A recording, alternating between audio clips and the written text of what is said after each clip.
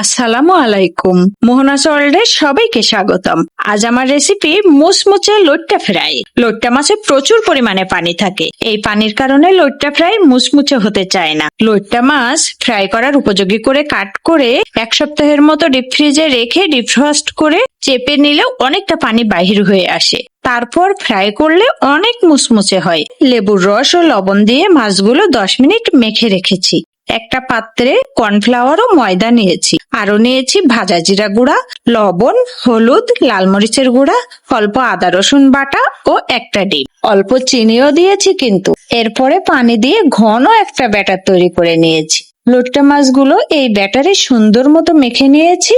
এবার একটি প্যানে পরিমাণ মতো তেল গরম করে নিয়ে লইট্টা মাছগুলো প্রথম ধাপে কিছুটা ফ্রাই করে উঠিয়ে নেব।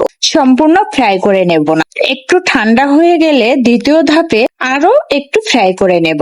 2 ধাপে ফ্রাই করে নিলে লইট্টা ফ্রাই পারফেক্টলি মুচমুচে ও খুবই সুস্বাদু হয়। এই তো তৈরি হয়ে গেল মুচমুচে সুস্বাদু লইট্টা ফ্রাই। আরো মজার মজার রেসিপি পেতে মোহনা চ্যানেলের সাথেই থাকুন। লাইক, কমেন্ট ও শেয়ার করতে ভুলবেন না কিন্তু। ধন্যবাদ।